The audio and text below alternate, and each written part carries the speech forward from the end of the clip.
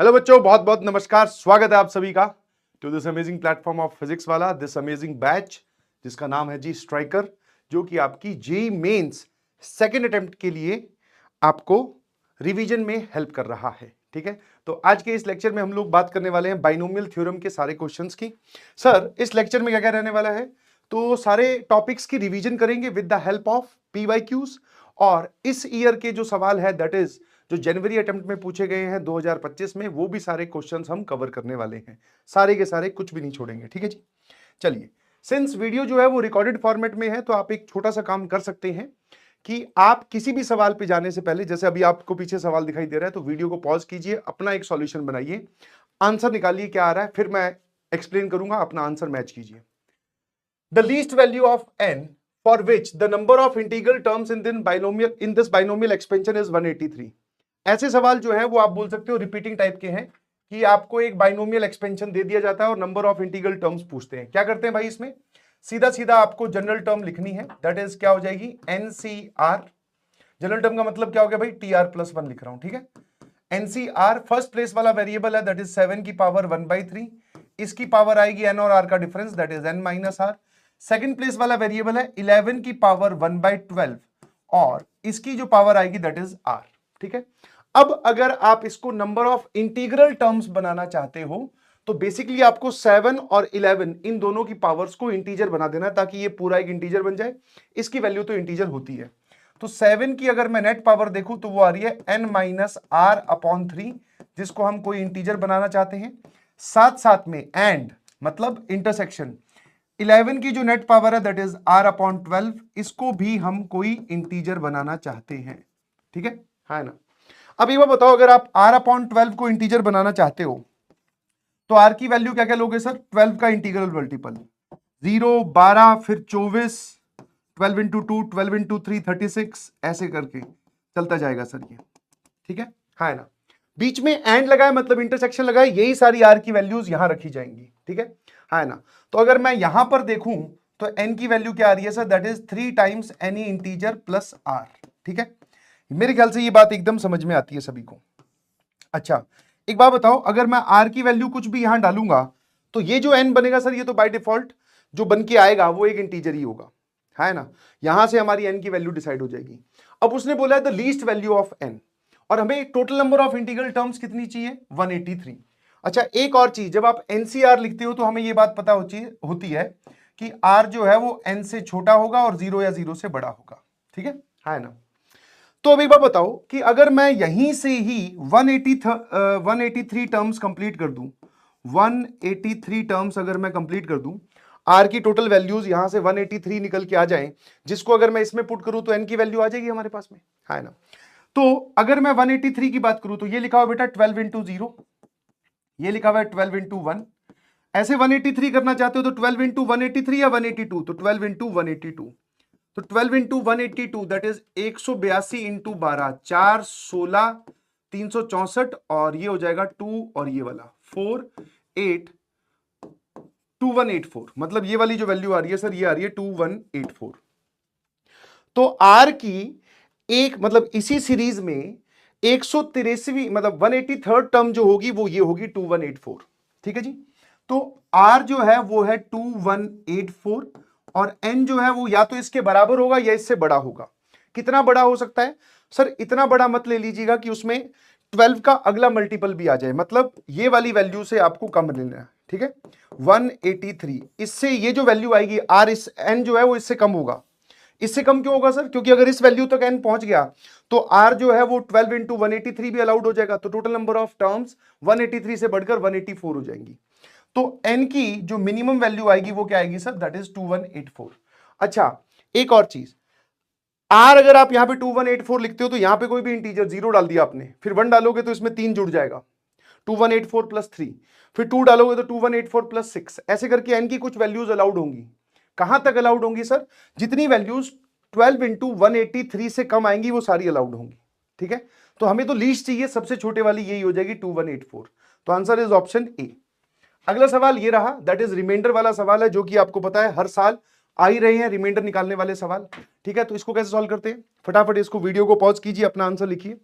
7 की पावर 103 को 7 की पावर 103 को हमें 23 से डिवाइड करना है और रिमाइंडर निकालना है। ठीक है, कॉन्सेप्ट बहुत ही सिंपल है। 7 की कौन सी पावर 23 के किसी मल्टीपल के नजदीक होती है। ठीक है, तो मैंने देखा 7 की पावर 1 7 ही होता है, फिर 49 होता है, और 7 की पावर 3 343 होता है। ठीक है, मैं 49 को अगर डिवाइड करता हूं लेट्स से 23 से, तो 23 इंटू 2 46, तो रिमाइंडर आएगा 3। ठीक है, वो भी चल सकता है। और 343 को अगर मैं डिवाइड करूं 23 से, तो 23 बन जाए 23, यहां पे आ जाएगा 1, यहां पर भी 1, यहां 113, और ये आता है 5, 23 5 15 10 और 11 115, तो रिमाइंडर आएगा -2। तो आप चाहो तो 49 बना सकते हो, तब रिमाइंडर आएगा +3, है ना। मतलब अगर आपने यहां पे 49 बनाया, 49 को अगर मैं 23 से डिवाइड कर रहा हूं, तो रिमाइंडर कितना आएगा +3। और अगर मैं यहां पे 343 बना लूं, दैट इज 7 की पावर 3, तो रिमाइंडर आएगा -2। छोटा कौन सा है 3 और 2 में से? ऑब्वियसली सर 2 छोटा है। तो मैंने क्या किया, यहां पर 7 की पावर 3 बनाता हूं, तो 7 की पावर 1, यहां पर मुझे 3 का मल्टीपल चाहिए, तो 1 अलग कर लिया ताकि यहां बने 102, ये 3 का मल्टीपल है। तो 7 की पावर 102 को हम कैसे लिख रहे हैं? इसको सर हम लिख रहे हैं 7 की पावर 3 की होल पावर, दैट इज 3 3 जा 9 और 3 4 जा 12, तो ये आ जाएगा सर दैट इज 343 की power 34 divided by 23। I hope this is clear, है ना। अब इसमें कॉन्सेप्ट क्या होता है? कॉन्सेप्ट ये होता है कि 7 को तो एज इट इज रहने दो, जब आप 343 को 23 से डिवाइड करोगे तो कितना आ रहा है? -2। रिमाइंडर लिख दो इसकी जगह -2, और ये आ गया 34। ये ठीक है क्या भाई? बिल्कुल सही, है ना। अब यहां पे -2 लिखो या ना लिखो क्या कोई फर्क नहीं पड़ता, बिकॉज इसकी पावर इवन नंबर है। तो 7 इंटू 2 की पावर 34 डिवाइडेड बाई 23। आप देख रहे हो कि नंबर जो है वो छोटे होते जा रहे हैं। अब सोचो कि 2 की कौन सी पावर 23 के कहीं पे नजदीक में होती है, 23 के किसी मल्टीपल के आसपास होती है। सर बहुत सारे हैं, चेक करना स्टार्ट करते हैं। 2 की पावर 1, 2 की पावर 2, 4 हो गया, 2 की पावर 3 8 हो गया, 2 की पावर 5 2 की पावर 3 8, 2 की पावर 4 16, 5 32, ऐसे चलता जाएगा। तो आगे तक चलने की कोशिश करते हैं, मतलब 23 के मल्टीपल्स के और नजदीक जाने की हम कोशिश करते हैं 2 की पावर के थ्रू। तो 2 की पावर 5 आप बोल रहे हो 32, 2 की पावर 6 आप बोल रहे हो सर 64, है ना। अब 64 और वहां पर हमारा आएगा 69, है ना। तो 23 इंटू 3 69, और भी आप आगे जाकर जा सकते हो वैल्यू में। तो मैंने क्या किया, 2 की पावर 6 बनाने की कोशिश करते हैं। ठीक है, 2 की पावर 6 बनाने के लिए मैंने क्या किया, क्योंकि यहां पे बनेगा 69, मतलब सॉरी ये बनेगा 64, 64 को 23 से डिवाइड करेंगे तो रिमाइंडर आएगा सर हमारे पास में कितना, -5 का फर्क आ रहा है। और छोटा करने की कोशिश करते हैं, चलिए। 2 की पावर 7 ये कितना हो जाएगा? 2 की पावर 7 हो जाएगा सर 128, इसमें 115 आ रहा है, ये थोड़ा बड़ा हो जाएगा, बिल्कुल सही। मतलब मैं 23 के मल्टीपल से भी डिवाइड कर करके देख रहा हूं इनको। फिर ये हो जाएगा 256, 256, 256 को अगर मैं डिवाइड करूं तो 23 से डिवाइड किया, 23 एकम 23, यहां पर कितना आ जाएगा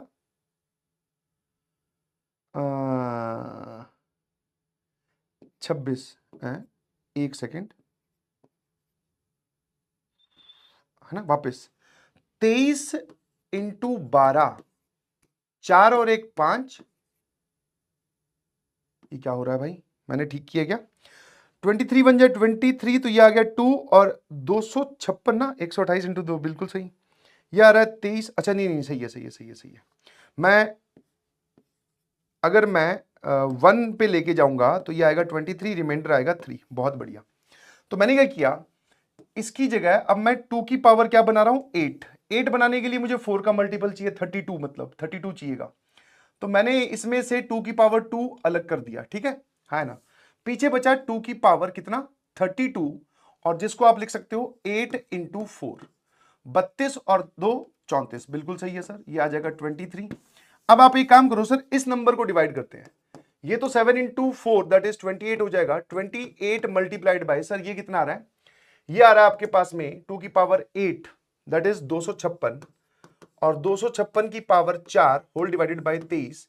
जब आप इसको इससे डिवाइड करोगे तो अभी आपको पता चला रिमाइंडर आ रहा है सर 3, है ना। रिमाइंडर कितना आ रहा है हमारे पास में 3। तो इसकी जगह हमने क्या लिख दिया डायरेक्टली, दिस इज 28 इंटू 3 की पावर 4 अपॉन 23।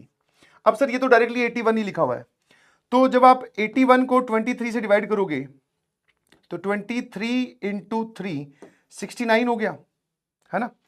तो 69 12 हो जाएगा क्या, है ना। 12 आ रहा है यहां से रिमाइंडर, और ये आ रहा है सर 28, और ये आ जाए जी 23, बिल्कुल सही। अब इसको अगर इससे डिवाइड करें तो रिमाइंडर आ जाएगा 5 और 12 एज इट इज, और ये 23। सर ये लिखा हुआ है 60 डिवाइडेड बाई 23, तो 60 को अगर हम 23 से डिवाइड करते हैं तो 46, 23 इंटू 2 46, 46 प्लस 14, ठीक है, तो ये आएगा 14 अपॉन 23। तो रिमाइंडर जो है सर हमारे पास में कितना बच गया, 14, that is option D is correct, ठीक है, है ना। तो देख लो भाई, नंबर को मैं छोटा करता गया, ठीक है। एग्जैक्ट मुझे 2 की बहुत बड़ी पावर्स पे जाने की जरूरत नहीं है, जहां पर आपको लगे कि 2 का डिफरेंस है। वैसे तो हम कोशिश करते हैं कि 23 का कोई मल्टीपल और 7 की कोई पावर एक के डिफरेंस पे मिल जाए तो बहुत ही बढ़िया हो जाए, ताकि सर इन जगह पे अगर 1 लिखा होता तो हम डायरेक्टली आंसर पे पहुंच जाते। बट अगर ऐसा नहीं मिल रहा, अगर 1 के डिफरेंस पे नहीं मिल रहा तो 2 के डिफरेंस पे सोचो, 2 के डिफरेंस पे नहीं मिल रहा तो 3 के डिफरेंस पे सोचो, बस सोचते जाओ और डिवाइड करते जाओ, ठीक है। I hope this is clear. बढ़िया सवाल है ये। अगला सवाल ये रहा जी आपकी कंप्यूटर स्क्रीन पर, जिसमें एक बढ़िया कॉन्सेप्ट लगा है। पहले आप वीडियो को पॉज कीजिए और सोचिए कि क्या पूछा है। इसको आप डिफिकल्ट क्वेश्चन में काउंट कर सकते हो, बिकॉज इसमें बाइनोमियल कोफिशिएंट्स के सम के साथ साथ उसने इन्वॉल्व कर दिया है कॉम्प्लेक्स नंबर का यूज। कैसे पता चलेगा सर हमें कॉम्प्लेक्स नंबर का, तो मैंने कहा एक बार इस सीरीज को ओपन करके देखते हैं ये क्या बोल रहा है। व्हाट इज अल्फा हेयर, तो अल्फा बराबर 1 प्लस, जब मैं आर की वैल्यू 1 पुट करूंगा तो जरा देखना इसके अंदर क्या बनेगा। सर ये आ जाएगा 12c1, आर की वैल्यू 1 पुट की तो 12c1 माइनस 3 की पावर 0। फिर जब मैं आर की वैल्यू 12 पुट करूंगा तो सॉरी 2 पुट करूंगा तो ये कितना आ जाएगा, 4 में से 1 गया 3, और -3 की पावर 2 माइनस 1, दैट इज ये कितना आ जाएगा सर -3, प्लस अगले वाली टर्म प्लस आने वाली है। जब मैं आर की वैल्यू 3 पुट करूंगा तो ये आ जाएगा 12c5 और -3 की पावर 3 माइनस 1, ये 1 पर, ये 2 पर, ये 3 पर, तो -3 की power 2 that is 3 square. I hope you got my point. अब क्या चलने वाला है, अगला आएगा सर माइनस का 12c5 और 3 की पावर 0 1 2, यहां पे आ जाएगा 3 की पावर 3। देख पा रहे हो आराम से। ऑब्वियसली सर जब आप 4 रखोगे यहां पे 5 की जगह 7 आएगा, ठीक है, यहां पे क्या आएगा 7। जब आप यहां पे 4 रखोगे ये बनेगा 7, -3 की पावर 4 माइनस 1 दैट इज -3 की पावर 3, तो सर ये यही लिखा जाएगा, बिल्कुल सही। अगली टर्म जो आएगी दैट इज सर 12c9 और ये हो जाएगा 3 की पावर 4, और अगली टर्म जो आएगी दैट इज -12c11 और 3 की पावर यहां पर आ गई जी 5, ठीक है ना। ठीक है, ये पूरी सीरीज हमें दे रखी है, इसका सम पूछा है। नाउ द कॉन्सेप्ट इज कि आपको कैसे पता चलेगा कि सवाल में कॉम्प्लेक्स नंबर का यूज हो रहा है। तो मैंने कहा देख भाई, समझने वाली बात है, नोट कर सकते हैं आप इस चीज को, कि बाइनोमियल कोफिशिएंट जो आपके चल रहे हैं 12CR टाइप के, उसमें लोअर सफिक्स ऑड है। लोअर सफिक्स क्या है, सिर्फ और सिर्फ ऑड। अगर सारे लोअर सफिक्स ऑड हैं या सारे लोअर सफिक्स इवन है और उनमें भी ऑल्टरनेट प्लस माइनस साइन चल रहा है, दैट मींस आयोटा आ चुका है ना। इफ लिख लो नोट करके, if all the binomial coefficient, if the lower suffix of all the binomial coefficient, मतलब आप इसके लिए लिख सकते हैं if in the NCR R is even or odd with alternate plus minus sign, 1 है 3 है बट एक माइनस साइन आ गया, फिर 5 है प्लस साइन आ गया, फिर 7 है माइनस साइन आ गया। तो इन NCR फॉर्मेट में अगर आपके पास सारे ऑड या सारे इवन लोअर सफिक्स है और अल्टरनेट प्लस माइनस साइन है तो कॉम्प्लेक्स नंबर आ चुका है। अब उसको लाएं कैसे, वो समझने वाली बात है। तो सर हमें एक बहुत सिंपल सी चीज पता है कि NCR में हम यहां पर किसी वेरिएबल की पावर R ही देखना चाहते हैं। तो मैंने कहा यार यहां पर है ना, यहां पे 3 है तो यहां पे 3 की पावर 1 है, यहां पे 5 है तो यहां पे 3 की पावर 2 है। तो मैंने क्या किया, मैंने एक सिंपल सी चीज की, देखना जरा, 1/√3 से डिवाइड और पूरी समेशन को 1/√3 से मल्टीप्लाई, मतलब यहां पर √3 था अंदर भेज दिया, तो ये आ जाएगा 12c1 √3 की पावर 1 माइनस 12c3। इसको आप लिख सकते हो जो ऑलरेडी 3 लिखा हुआ है √3 की पावर 2, ये 3 लिखा हुआ है, इसको एक और √3 से मल्टीप्लाई किया तो ये कितना आ जाएगा √3 की पावर 3। फिर सर ये हो जाएगा 12c5, इसको लिख सकते हो √3 की पावर 4 और एक और √3 बाहर से भेजा है तो √3 की पावर 5। अब हमें जो चाहिए था, मतलब यहां जो है वही पावर में है, यहां जो है वही पावर में है, यहां जो है वही पावर में है, तो सर हमारा जो काम है वो बन गया। इसको √3 की पावर आप 7 लिख सकते हो। वैसे √3 की पावर 6 3 की पावर 3 होता है और एक और √3 आपने एक्स्ट्रा मल्टीप्लाई किया है। I hope this is clear, इसमें किसी को कोई भी दिक्कत होगी नहीं। और -12c11 एंड दिस इज √3 की पावर 11। ठीक है भाई, इन पूरे में से √3 कॉमन लो, बाहर डिवाइड कर दो और जो √3 बचे उनकी पावर रेज करोगे तो यही आपको दिखाई देगा। अब मैंने कहा देख, ऑल्टरनेट प्लस माइनस साइन लाने का तरीका बहुत ही सिंपल सा है। ठीक है ना।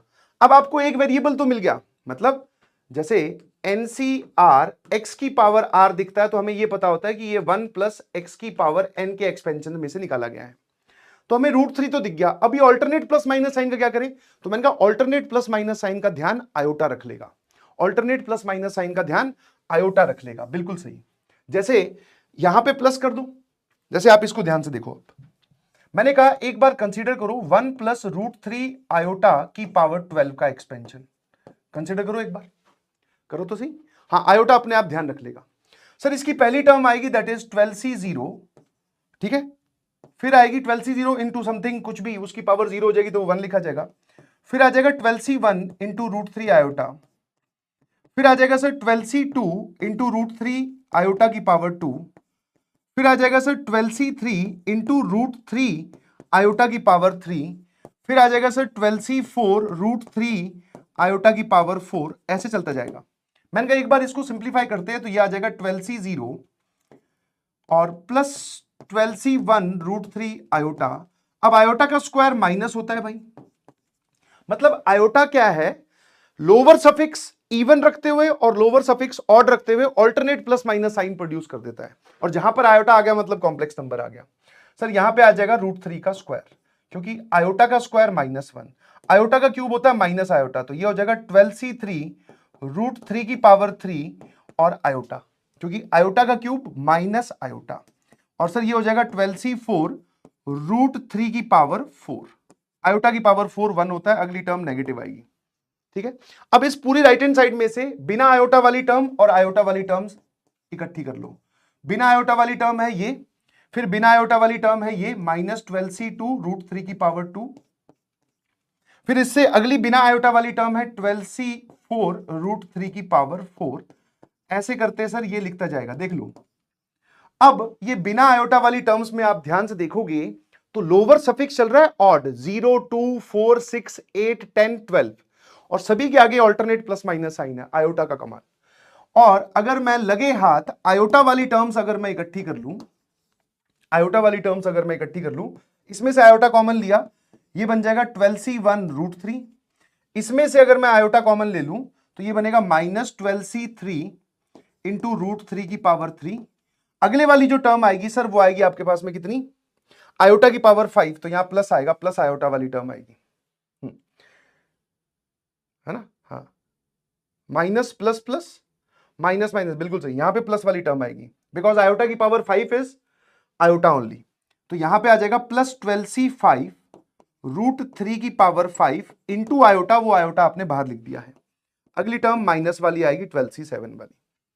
ध्यान से देखो, जो सीरीज आपसे पूछी गई है ये वाली सीरीज, ये सीरीज क्या आपको सेम यहां पर दिखाई दे रही है? एग्जैक्टली है ना, these two are exactly same, है ना। देख लीजिए आराम से, बिल्कुल सही सर, यही सीरीज है। तो इसकी वैल्यू निकालने के लिए सर ये राइट हैंड साइड में ये इस पूरी चीज का रियल पार्ट है और ये वाला जो है ये इस पूरी चीज का इमेजिनरी पार्ट है। तो मतलब सर हमें इसका रियल पार्ट और इमेजिनरी पार्ट निकालना है। इसका जो रियल पार्ट होगा वो इसकी वैल्यू होगी और उसका जो इमेजिनरी पार्ट होगा वो इसकी वैल्यू होगी। मैंने कहा आपने इसको देखा होगा कहीं पर -1 -√3 आयोटा अपॉन 2 को, इसको आप ओमेगा स्क्वायर बोलते हैं, चाहो तो इसको ओमेगा भी बोल दो, कोई फर्क नहीं पड़ता, है ना।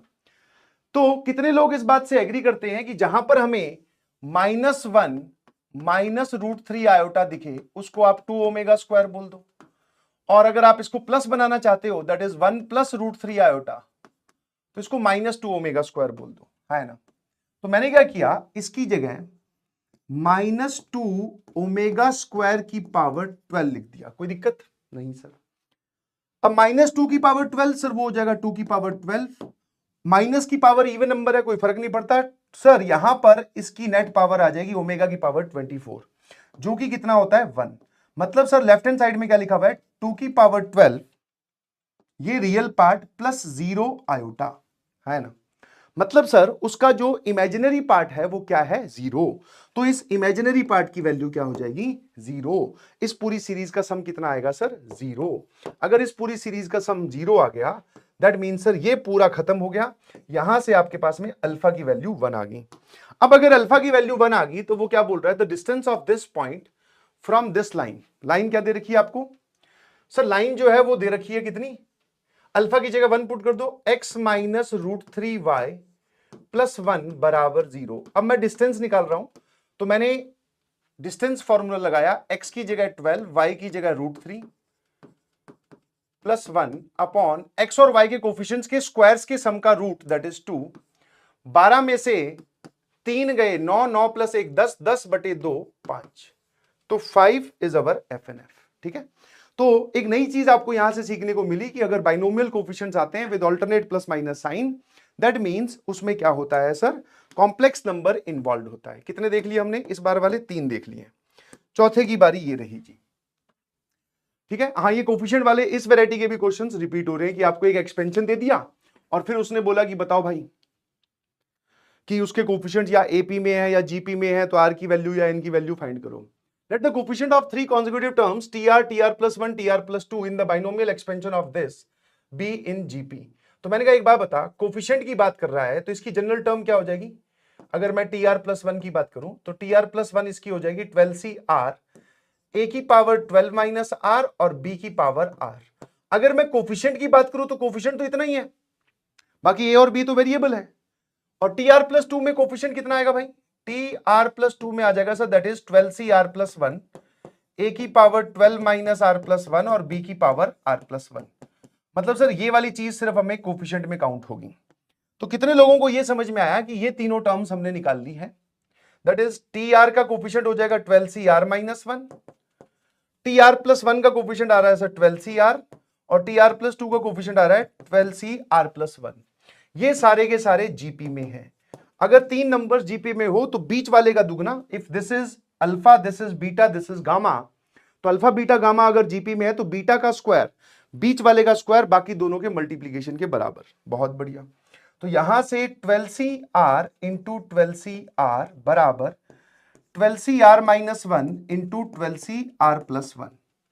अब यहां से आपको क्या करना है, सारी पॉसिबल वैल्यूज ऑफ आर निकालनी है ना।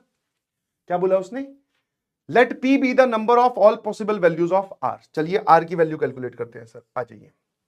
मैंने क्या किया, इसको ओपन कर दिया, तो ये कितना आ जाएगा sir, this is 12 factorial upon R factorial, 12 minus R factorial, और सेम यहां पर भी ये लिखा हुआ है 12 factorial upon R factorial, 12 minus R का फैक्टोरियल। राइट साइड में जब मैं इसको ओपन करूंगा तो ये आएगा 12 फैक्टोरियल अपॉन R माइनस 1 का फैक्टोरियल और 12 माइनस R प्लस 1 हो जाएगा दैट इज 13 माइनस R का फैक्टोरियल, है ना। अरे 12 में से R माइनस 1 घटाओगे तो यही तो हो जाएगा। और दूसरे वाले को अगर आप ओपन करते हो that is 12 factorial upon R plus 1 का फैक्टोरियल और 12 में से R प्लस 1 घटाओगे तो ये आ जाएगा 11 माइनस R। ठीक है भाई, आराम आराम से देखकर उड़ाते हैं। चलिए सर यहां 12, यहां 12, ये 12, ये 12 गया, बिल्कुल सही। ठीक है, अच्छा 13 माइनस आर और 12 माइनस आर में से बड़ा कौन है, ऑब्वियसली 13 माइनस आर, ये एक ज्यादा है, तो ये पूरा फैक्टोरियल गया, यहां बचेगा सिर्फ 13 माइनस आर। ठीक है, आर फैक्टोरियल और आर प्लस 1 में से आर फैक्टोरियल छोटा है, आर प्लस 1 फैक्टोरियल एक बड़ा है। 12 माइनस आर और 11 माइनस आर में से सर ये छोटा है तो ये पूरा जाएगा, इसका फैक्टोरियल का साइन जाएगा, और ये पूरा जाएगा और इसमें से आर बचेगा। तो यहां बचा 1 upon r into 12 minus r बराबर सर यहां कितना बचा, 1 upon 13 minus r into r plus 1। चलिए जी, अगर मैं कर दूं क्रॉस मल्टीप्लाई तो ये लिखा हुआ है आर प्लस 1, 13 माइनस आर को उधर ले जाकर आर माइनस 13 लिख रहा हूं और एक माइनस साइन लगा रहा हूं। ठीक है, इस पूरी चीज को इधर ले जाके लिख रहा हूं, r आ गया, इस r को 12 माइनस r को r माइनस 12 लिख रहा हूं और एक माइनस साइन लगा रहा हूं। माइनस माइनस हो गया जी कैंसिल, ये आएगा r square plus r minus 13r minus 13 and this is r square minus 12r। r square cancel, ये माइनस 12r और ये पूरा कैंसिल, माइनस 13 बराबर 0 आ गया। That is not possible, that is not possible, मतलब कोई r की वैल्यू आई ही नहीं। तो उसने पूछा है the number of possible values of r is p। p जो है वो r की पॉसिबल वैल्यूज है। r तो हमारे पास में एक भी नहीं आया, तो कितनी पॉसिबल वैल्यूज आई? 0। कितनी पॉसिबल वैल्यूज आई? 0। तो p की वैल्यू 0 होगी। अब इसी सवाल में दूसरा सवाल, ठीक है, हाँ, लेंथी क्वेश्चन में भी आप इसको काउंट कर सकते हो। Q be the sum of all rational terms of the binomial expansion this। ये देखो फिर से आ गया भाई, दैट इज 3 की पावर 1/4 प्लस 4 की पावर 1/3 की होल पावर यहां पर 12 दे रखा है ना। इसकी सारी रैशनल टर्म्स का जो सम है वो Q है। तो Q क्या है आपके पास में? सम ऑफ ऑल रैशनल टर्म्स। चलिए जी रैशनल टर्म्स निकालते हैं। और क्या है सर रैशनल टर्म्स कैसे निकालते हैं? तो सर आप इसमें जनरल टर्म लिख लोगे, दैट इज 12CR 3 की पावर 1/4 की पावर 12 माइनस r और 4 की पावर 1/3 की पावर r। अब अगर आप चाहते हो कि ये पूरा रैशनल बने तो आपको वापस से 3 और 4 की जो नेट पावर्स है वो इंटीग्रल बनानी पड़ेंगी। सर यहां से 12 माइनस r अपॉन 4 ये एक इंटीजर होना चाहिए, एंड यहां से इसकी जो नेट पावर है दैट इज r अपॉन 3 ये भी एक इंटीजर होना चाहिए, एंड साथ साथ में हम ये भी जानते हैं कि 12CR जब आप लिखते हो तो r की वैल्यू 12 और 0 के बीच में होगी।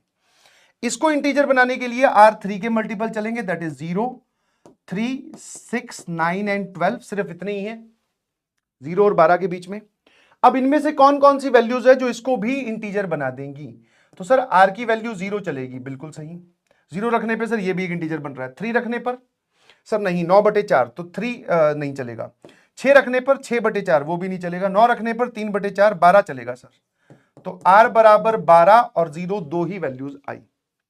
अब अगर मैं इसमें r की वैल्यू 12 पुट करूं, इफ आई पुट r बराबर 12 तो ये आ जाएगा 12C 12 और 3 की पावर 0 4 की पावर यहां पे 12 रखा अगर मैंने तो यहां कितना आ जाएगा 12 रखा तो 4 की पावर 4, और अगर इसी में ही मैं अगर r की वैल्यू 0 रख दूं तो ये कितना आ रहा है भाई?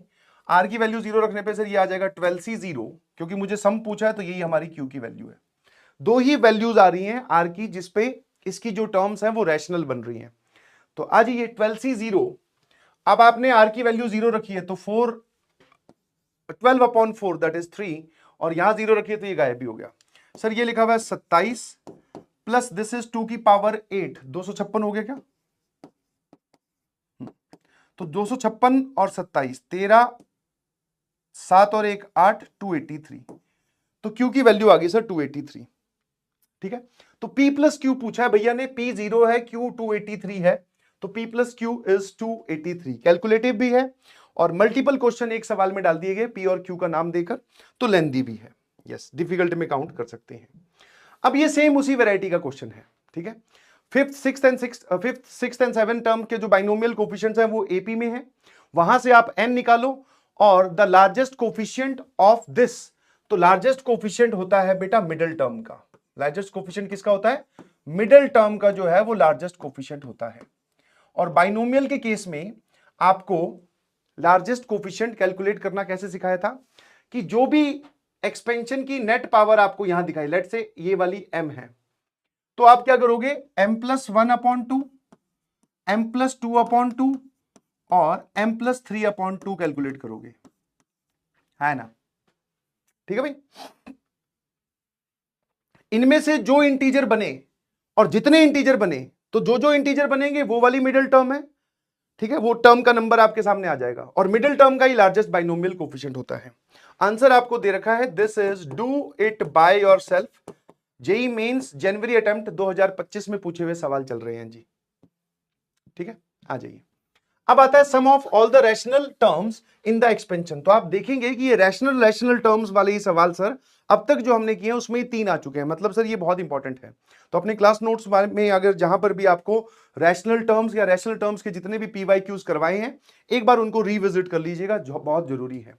अब अगर मैं यहां पर देखूं तो सर ये बाइनोमियल छोड़कर अब ये क्या हो गया सर, ये हो गया जी मल्टीनोमियल। ये कैसी थ्योरम होगी सर, ये मल्टीनोमियल थ्योरम से होगा। तो हम क्या करते हैं सर, मल्टीनोमियल थ्योरम की जनरल टर्म लिख लेते हैं n factorial, that is n की जगह 6 है, 6 फैक्टोरियल। 3 टर्म्स हैं तो alpha factorial, beta factorial, gamma factorial.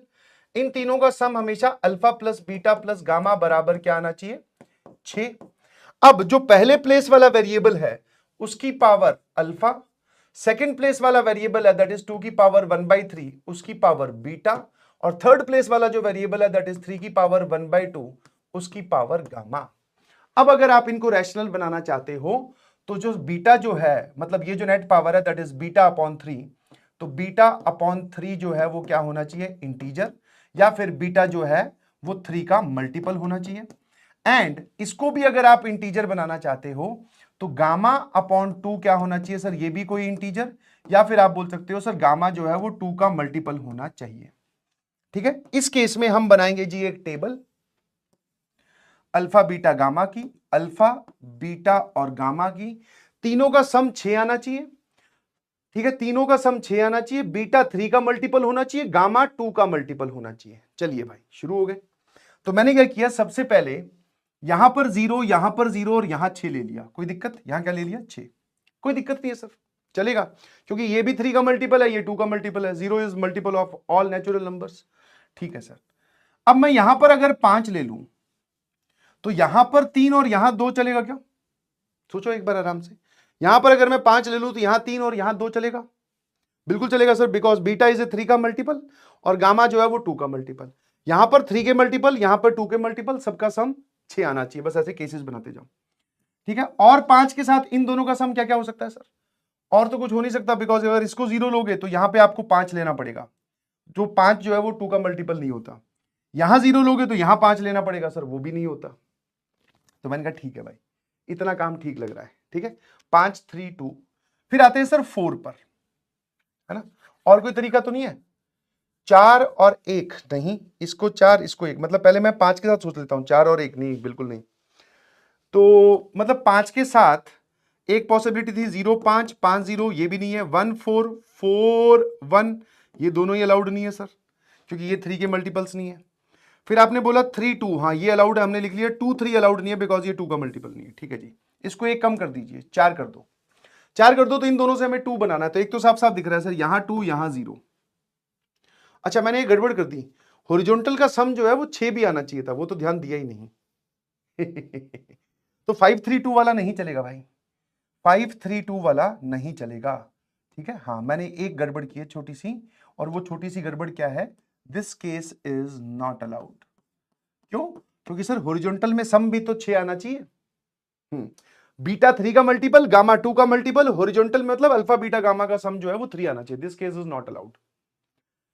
Sir क्या ये वाला केस अलाउड है, मैंने कहा देख भाई, ये 2 का मल्टीपल और ये अल्फा तो चाहे कुछ भी हो, हॉरिजॉन्टल में मतलब तीनों का सम 4 आ रहा है, ये 3 का मल्टीपल काउंट कर सकते हो 0 को आप, ये 2 का मल्टीपल, कोई दिक्कत नहीं है, 6 हो गया सर। फिर 4 के साथ और तो कोई पॉसिबिलिटी नहीं बन रही कि यहां 3 तो यहां 3 कर लोगे, 4 और 3 तो 7 हो जाएंगे सर, है ना। यहां 1 वो भी नहीं चलेगा, एक और कम कर दे इसको, यहां 3 ले आ। अब अगर आप यहां 3 ले आए तो इन दोनों का सम आपको 3 चाहिए। इन दोनों का सम 3 बनाने का तरीका सर, ये 3 का मल्टीपल, ये 0, ऐसा तो कर नहीं सकते आप। 3 बनाने का 0 3, तो सॉरी 3 0 0 3, मैं बीटा और गामा की वैल्यू की बात कर रहा हूं। 1 2 2 1, ये चलेगा क्या, नो सर, क्योंकि ये 3 का मल्टीपल नहीं है। ये चलेगा, नहीं सर, ये 3 का मल्टीपल नहीं है, ये 2 का मल्टीपल नहीं है। क्या ये चलेगा, नहीं सर, ये 3 का मल्टीपल तो है पर ये 2 का मल्टीपल नहीं है। ये 3 का मल्टीपल है, ये 2 का मल्टीपल है, एक ही केस, बहुत बढ़िया।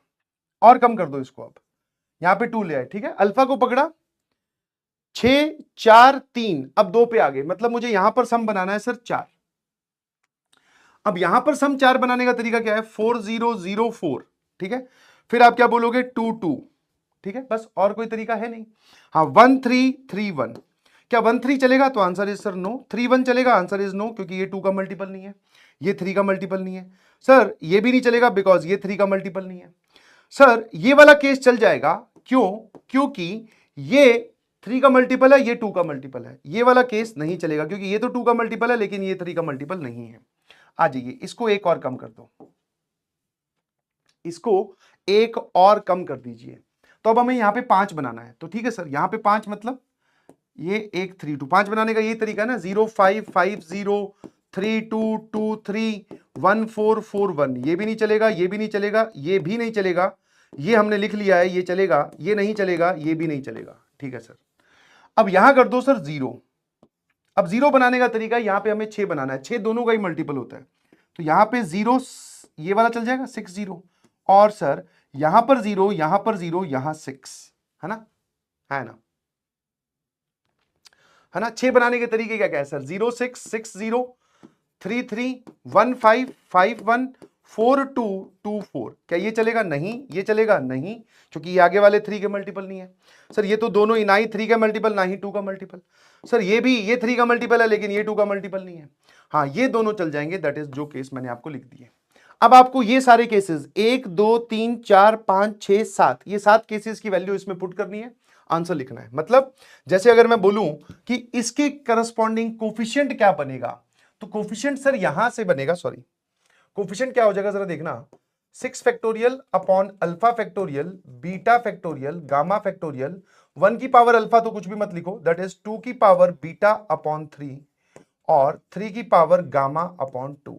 तो जब मैं ये वाली वैल्यू पुट करूंगा 0 0, तो ये आ जाएगा 6 factorial upon 6 factorial 0 factorial 0 factorial, alpha तो है नहीं पिक्चर में बिकॉज 1 की पावर अल्फा इज गायब, बीटा और गामा 0 0 रखोगे तो ये 1 1 आ जाएगा। एक और लिखकर दिखा देता हूं सर, जब आप ये वाला set of alpha beta gamma put करोगे तो ये आ जाएगा 6 factorial upon 4 factorial 0 factorial 2 factorial.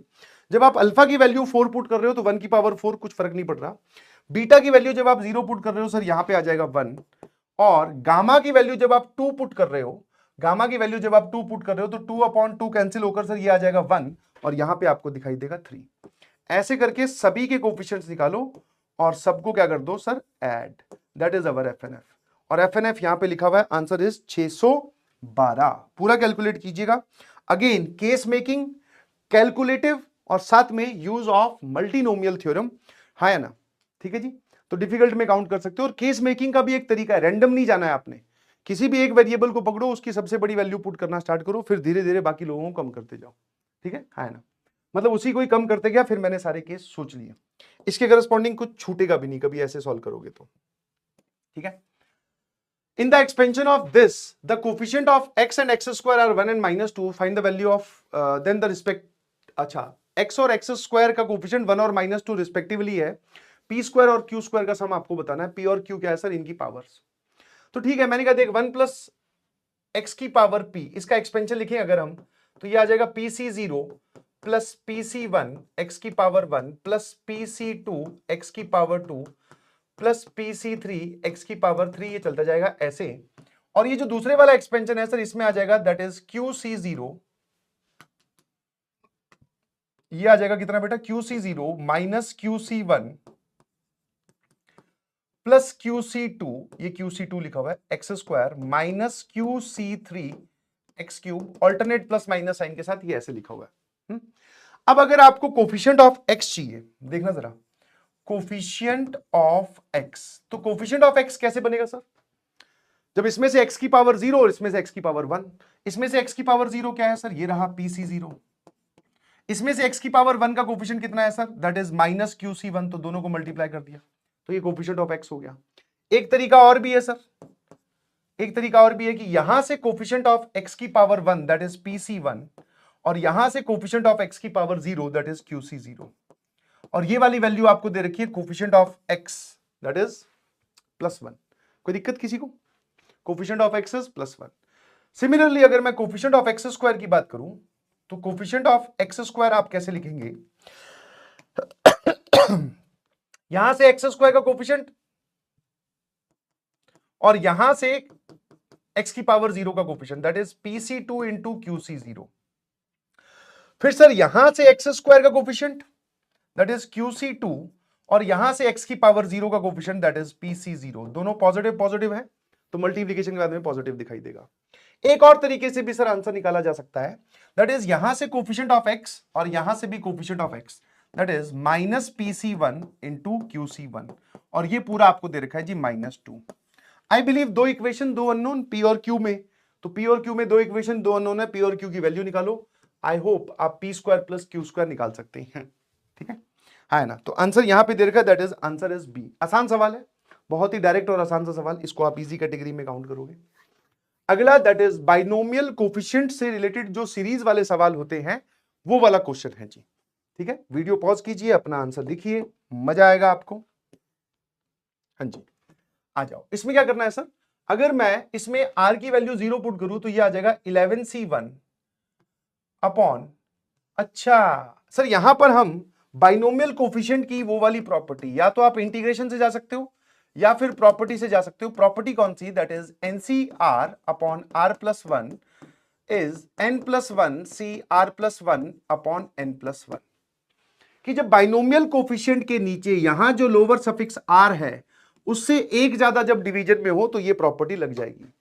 Similarly वहां पे अगर आप देखोगे तो वहां लिखा हुआ है 11C 2R+1 divided by 2R+2, इससे एक ज्यादा नीचे लिखा हुआ भाई, है ना। तो इसका जवाब क्या आएगा सर, अपर सफिक्स और लोअर सफिक्स में एक एक बढ़ा दो, इसमें बढ़ाया 12 हो गया, इसमें एक बढ़ाया तो सर ये हो जाएगा 2R+2, और जो अपर सफिक्स बढ़ा के आपने लिखा है वही डिवाइड कर दो, है ना।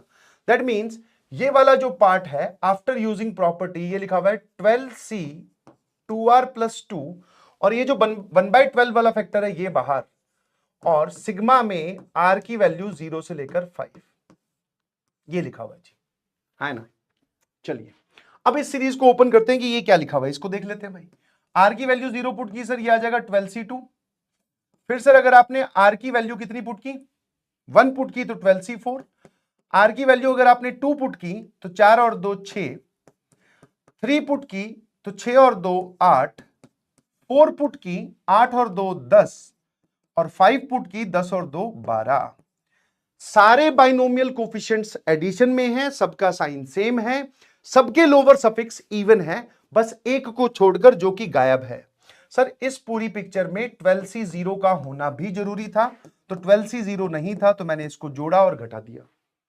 अब सारे binomial coefficients with even lower suffix, अगर ये सारे बाइनोमियल कोफिशिएंट होते 12C 0, 12C 1, 12C 2, 12C 3 करते करते 12C 12 तक, तो हम लिखते हैं आंसर 2 की पावर 12, बट सिर्फ इवन वाले हैं तो 2 की पावर 12 अपॉन 2 -1, दैट इज 2 की पावर 11, है ना। इतने का सम 2 की पावर 11 -1, और बाहर लिखा हुआ है 12। सर 2 की पावर 10 होता है 1024, 2 की पावर 11 होता है 2048, तो 2047 ऊपर बचेगा और नीचे लिखा हुआ है 12।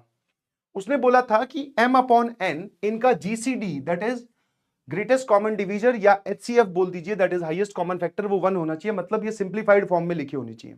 हाँ जी, ये आपस में कैंसिल अब नहीं होते, है ना। तो बस फिर अगर नहीं होते सर, यही हमारी m की वैल्यू है और यही हमारी n की वैल्यू है। भैया ने पूछा है m माइनस n, तो 2047 माइनस n, तो ये आ गया 5 3, ठीक है। तो m minus n that is 2035 is our FNF, ठीक है भाई। आसान सवाल, बस एक छोटी सी प्रॉपर्टी पर बेस्ड था, quick and very easy to solve. अगला सवाल ये रहा, ये सवाल तो मैं चाहूंगा कि आप खुद करें, है ना, क्योंकि खुद करना भी जरूरी है ना भाई। और कुछ नहीं, इसमें ऐसा लिखा हुआ है, देख लो, इसको अगर मैं a बोलूं और इसको b बोलूं तो ये लिखा हुआ है a प्लस बी की power 5 plus a minus b की पावर 5।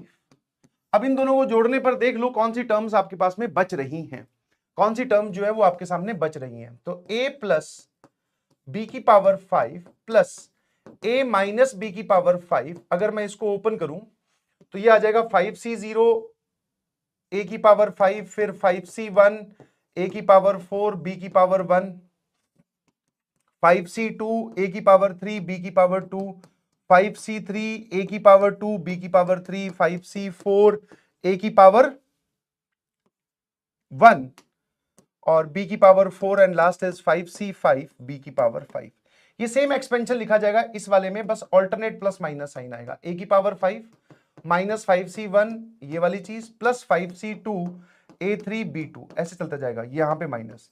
अब जब आप इनको जोड़ोगे that means this is two times जिनके लोअर सफिक्स इवन है, सिर्फ वो वाली टर्म्स बचेंगी, दैट इज 5c0 a की पावर 5 प्लस 5c2 a की पावर 3 b की पावर 2 प्लस 5c0 2 और फिर 4, बस यही 3 टर्म्स बचने वाली है। दैट इज सर a की पावर 1 b की पावर 4। ठीक है भाई, है ना? तो चलो मैंने कहा तुझे जानता ही है a किसको बोला और b किसको बोला है, फटाफट बताओ जरा ये क्या बन जाएगा। Sir this is nothing but 2 times 5c0 a की पावर 5, a है जी x,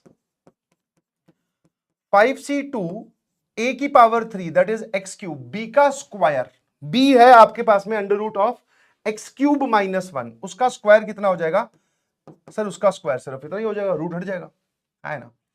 फिर यहां आ जाएगा सर 5c4, यहां पर आ जाएगा x की पावर 1, इसकी पावर मतलब 4, एक्स क्यूब माइनस 1 के रूट की पावर 4, तो ये आ जाएगा एक्स क्यूब माइनस 1 का स्क्वायर।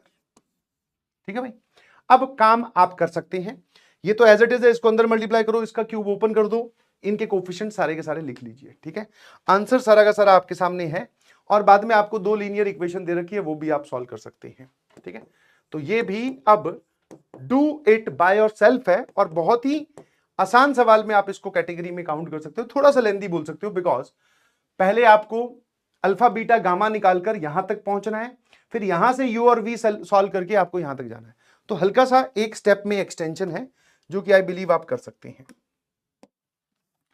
अगला सवाल जो है वो वापस से आपके सामने बाइनोमियल कोफिशिएंट्स वाली जो सीरीज होती है उससे रिलेटेड है। ठीक है, आराम से देखते हैं कि सर ये क्या पूछ रहा है। तो मैंने देखा ध्यान से कि ये जो जनरल टर्म इसके आगे लिखी हुई है सर, इसमें एक तो लिखा हुआ है r इंटू आर, फिर एक लिखा हुआ है 30cr into 30cr whole divided by 30cr minus 1।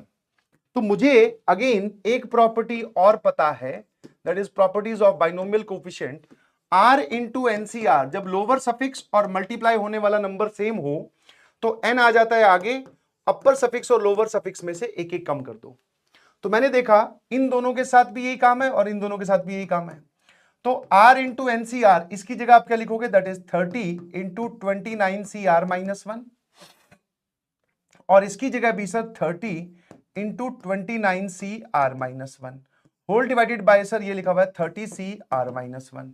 Binomial coefficient जब ऊपर नीचे डिवीजन में हो तो एक बढ़िया तरीका है कि ओपन कर दीजिए। ठीक है ना? तो मैंने क्या किया, ये वाली प्रॉपर्टी आई होप आपको क्लियर होगी, 30 इंटू 30 सर दैट इज 30 का स्क्वायर, एक 29cr minus 1 as it is रखा, एक इसको मैंने ओपन कर दिया, तो ये आएगा 29 factorial whole divided by r minus 1 का factorial, 29 minus r minus 1 is 30 minus r का फैक्टोरियल, तो ये 30 माइनस r फैक्टोरियल हो जाएगा सर। बहुत बढ़िया। अब जो डिनोमिनेटर में ये वाला है इसको भी ओपन कर दो, 30 फैक्टोरियल, ऊपर जाएगा सर r माइनस 1 का फैक्टोरियल, और 30 में से जब आप r माइनस 1 घटाओगे तो ये आ जाएगा 31 माइनस r का फैक्टोरियल। ये चीज रही। ठीक है भाई, काटा पीटी हो रही है, फटाफट देख लेते हैं। सर r माइनस 1 फैक्टोरियल ये गया, 29 फैक्टोरियल, 30 फैक्टोरियल का सिर्फ साइन गया, फिर एक 30 और एक 30 गया, है ना? इन दोनों में से सर बड़ा ये है तो ये पूरा गया, क्योंकि इसमें एक ज्यादा ये है तो इसका फैक्टोरियल का साइन गया। तो मैंने कहा पूरा आराम से देखना जरा क्या बचा सर, यहां बच गया एक 30 और यहां बच गया सर 31 माइनस r बस, और एक यहां पे लिखा हुआ है sir that is 29cr minus 1, है ना? तो वापस से वही कहानी है भाई, वापस से वही कहानी है कि जब मैं इसमें गायब तभी कर पाऊंगा, इसमें गायब मैं तभी कर पाऊंगा जब मेरे पास में क्या होगा, r माइनस 1 सेम होंगे।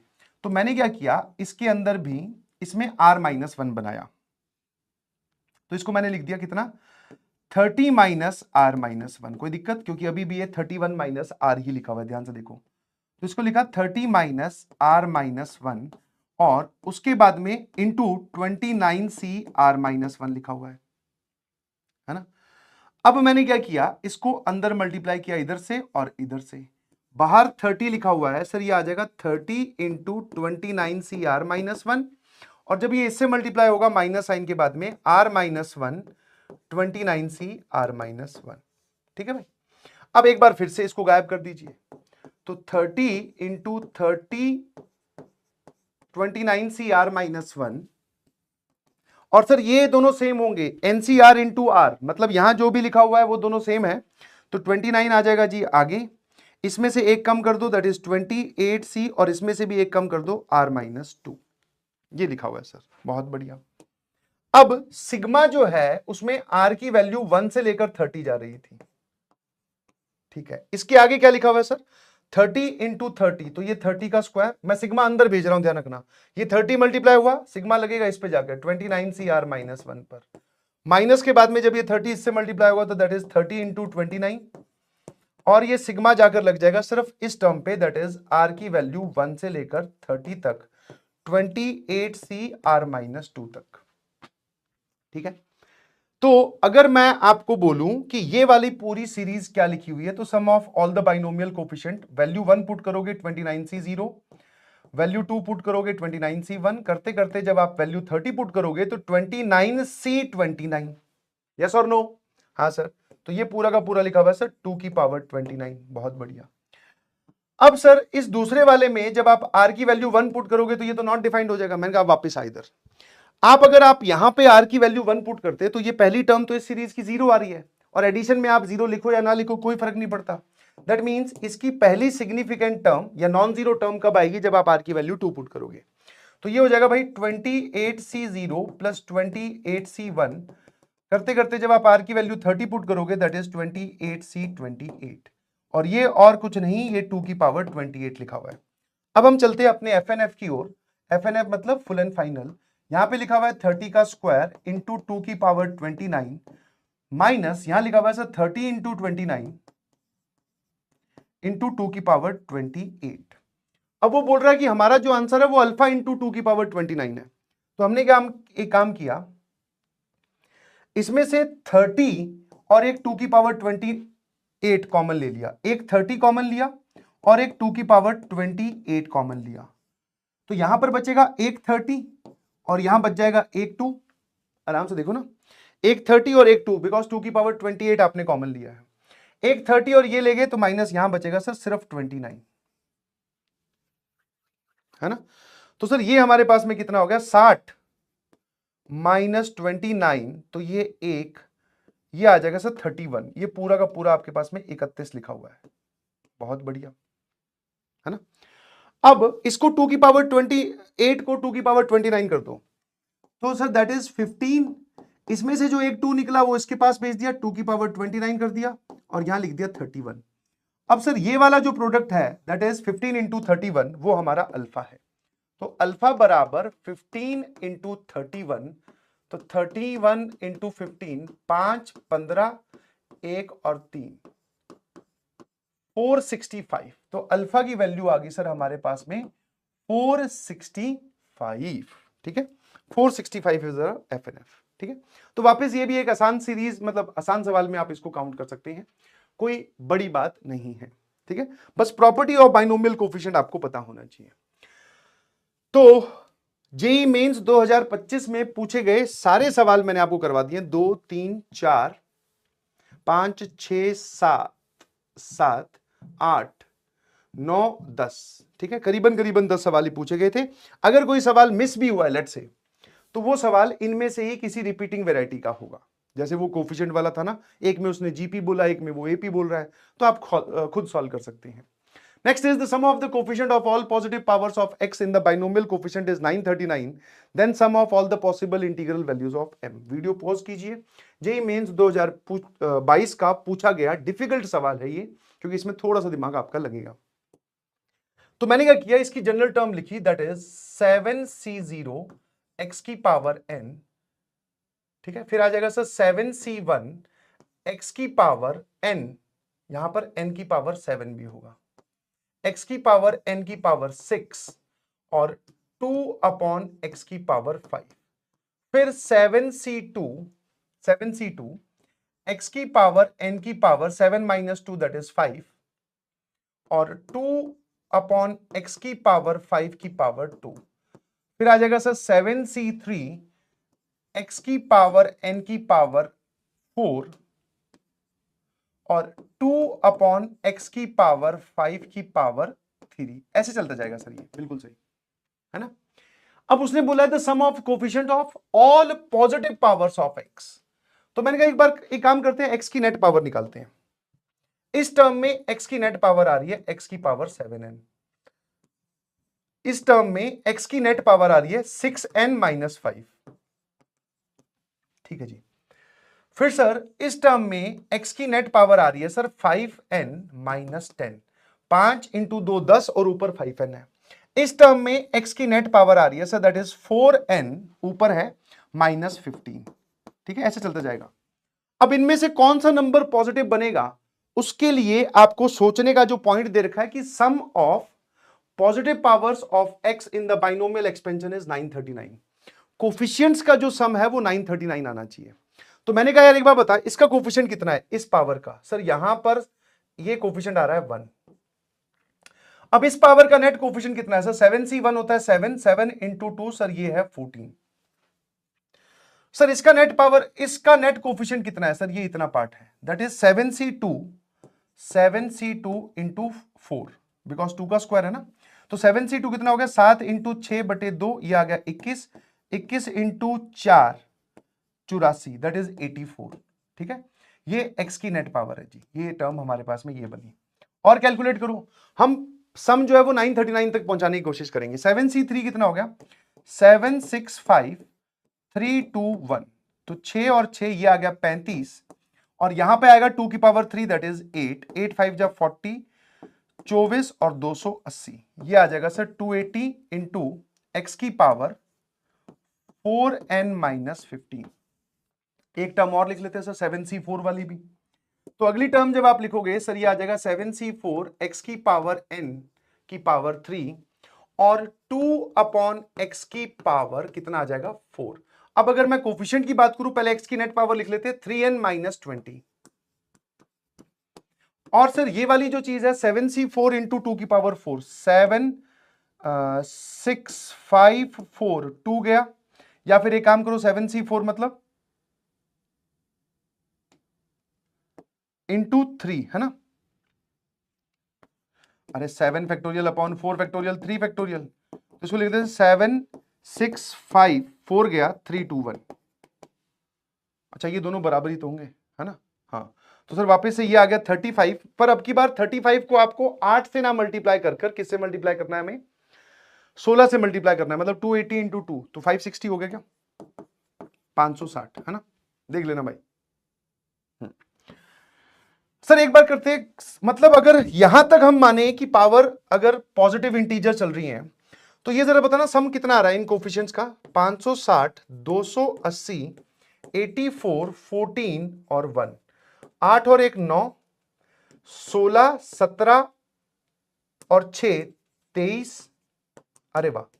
मतलब सर यहीं तक का जो सम है, इन सभी का जो सम है, इन सभी कोफिशिएंट्स का जो सम है वो 939 आ गया। मतलब सर ये वाली पावर जो है ये पॉजिटिव होनी चाहिए, ताकि यहां तक अगर पावर पॉजिटिव रहेगी तो हम बोल देंगे कि ये पावर पॉजिटिव है तो ये भी पावर पॉजिटिव है, because if m n 3n minus 20 is greater than 0 तो this is also greater than 0 है ना, क्योंकि इसको 3n माइनस, मतलब यहां पर जो n सेटिस्फाई करेंगे उसके लिए ये वाली पावर्स भी पॉजिटिव हो जाएंगी। बट इसकी जो अगली टर्म होगी, समझने वाली बात है, जो नेक्स्ट टर्म होगी दैट इज 7c5 x की पावर n की पावर 2 और 2/x की पावर 5 की नेट पावर 5, यहां से x की जो नेट पावर आएगी दैट इज 2n माइनस 25, और यहां पे आ जाएगा 7c5। तो अगर आपको यहीं तक के कोफिशिएंट जोड़ने हैं, क्योंकि इन्हीं के ही सम 939 बन रहा है, दैट मीन सर यही लास्ट पॉजिटिव इंटीजर पावर होनी चाहिए, मतलब पॉजिटिव पावर होनी चाहिए, इंटीजर को बोलना गलत हो जाएगा, पॉजिटिव पावर होनी चाहिए। इसके अगले वाली जो टर्म है ये पावर नेगेटिव हो जानी चाहिए, ताकि इसका जो कोफिशिएंट है वो ना जुड़े और हमारा सम 939 बन जाए। तो मैं ये बोलूंगा कि 3n minus 20 should be, positive power बोला है तो ग्रेटर देन 0, और इसकी जो अगली पावर्स है ये वाली that is 2n minus 25, that should be less than equal to 0, equal to 0 तो भी कोई दिक्कत नहीं है। मतलब सर यहां से हमें समझ में आ गया कि n की वैल्यू 12.5 से छोटी होनी चाहिए, और यहां से हमें समझ में आ गया कि n की वैल्यू 20/3 से बड़ी होनी चाहिए, दैट इज 6×3=18, 6.66, है ना। तो दोनों का इंटरसेक्शन क्यों, ताकि ये पावर पॉजिटिव और ये पावर नेगेटिव बन जाए। तो n की वैल्यू 12.5 से छोटी और 6.66 से बड़ी, तो n की वैल्यू क्या क्या आ रही है सर, 7, 8, 9, 10, 11 और 12। अब ये जितनी भी n की वैल्यूज आई है आप चेक कर सकते हो, इसमें सभी वैल्यूज पर ये वाली पावर पॉजिटिव है। सबसे छोटी वैल्यू ले ले लेट से, तो ये वाली पावर भी पॉजिटिव है। सबसे छोटी वैल्यू n पर 7 पर ये भी पॉजिटिव है, ये भी पॉजिटिव है, और ये तो पॉजिटिव है ही, है ना। सबसे बड़ी पे तो ऑब्वियसली सारी पॉजिटिव हो ही जाएंगी। इनमें से सबसे छोटी भी अगर लेगा तो ये वाली वैल्यू जो है वो नेगेटिव आ रही है, पावर नेगेटिव आ रही है। तो मतलब सर उसने बोला है the sum of all possible integral values of n, इन सबका सम। तो 7 + 8 + 9 + 10 + 11 + 12, ये कितना हो गया जी, 23, 33, 33 और 9 42 और 8 50 और 10 57। 57 इज अवर एफएनएफ। ये जो आंसर दे रखा है वो एकदम मैच कर गया, sum of all possible integral powers of n, है ना। अगला सवाल ये रहा जेईई मेंस 2021 का आपकी कंप्यूटर स्क्रीन पर, और ये सेम वैरायटी का जो क्वेश्चन है ये पूछा जा चुका है बहुत पुराने टाइम पे आईआईटी में भी, ठीक है। उसमें वो इनफाइनाइट जीपी तक लेके गया था, यहां पर एक हल्की सी चीज बन रही है। इसमें कुछ नहीं करना, आपको इस सिग्मा और एनसी के वाली टर्म और -1 की पावर के को इसके साथ भेजना है। तो पहली टर्म जो है वो क्या बन जाएगी, दैट इज सिग्मा के की वैल्यू 0 से लेकर n, एनसी के, यहां -1 की भी पावर के और हाफ की पावर भी के है। अगर ये दोनों मल्टीप्लीकेशन में लिखे हों तो मल्टीप्लीकेशन में तो इसको -12 की पावर के बोल सकता हूं मैं, यस सर। तो ये आ जाएगा -12 की पावर के। अब एनसीआर एक्स की पावर आर और सिग्मा में आर की वैल्यू 0 से लेकर n तक जाती है, तो ये कोफिशिएंट, ये एक्सपेंशन हो जाता है सर 1 + x की पावर n का। वही तो यहां लिखा हुआ है, एनसी के -12 की पावर के और 0 से लेकर n तक जा रही है k की वैल्यू, तो दिस इज 1 - 1/2 का पूरा एक्सपेंशन। ये हमारी टर्म 1 बन गई। सिमिलरली अगर मैं टर्म 2 की बात करूं तो सिग्मा के की वैल्यू 0 से लेकर n, एनसी के और ये -1 की पावर के इंटू 3/4 की पावर के, तो -3/4 की पावर के हो जाएगा, तो 1 - 3/4 की पावर n का एक्सपेंशन। अगली टर्म इज नथिंग बट 1 - 15/16 की पावर n का एक्सपेंशन, और उससे अगली टर्म इज 1 - 31/32 की पावर n का एक्सपेंशन। अब इन सभी का सम उसने a बोला है और इसकी वैल्यू आपसे पूछी है। तो सर ये लिखा हुआ है 1/2 की पावर n, सर ये लिखा हुआ है 1/4 की पावर n, मतलब 1/2 की पावर 2n, सर ये लिखा हुआ है 1/16 की पावर n, तो इसको आप क्या लिखोगे सर, दिस इज 1/2 की पावर 4n, तो इसको आप लिख सकते हो 1/2 की पावर 4n, और इसको आप क्या लिख सकते हो सर, दिस इज 1/2 की पावर 5 है ना, 2 की पावर 5 32 होता है, तो दैट इज 5n। अब इन सब का सम कर लेते हैं सर, दैट इज जीपी लिखी हुई है ना, क्या लिखी हुई है बेटा, जीपी। तो इस जीपी की जो पहली टर्म है सर वो ये है, टोटल नंबर ऑफ टर्म्स 4 हैं, और कॉमन रेशियो 1/2 की पावर n है जी, 1/2 की पावर n। आराम से देख लो, 1/2 की पावर n ही है। 1/2 की पावर n से अगर मैं इसको मल्टीप्लाई करूं तो ये तो 1/3 की पावर n आएगा। अच्छा बीच में मैं एक टर्म खा गया 7/8, है ना, मतलब ये आपकी जो है वो t4 है, ये t5 है।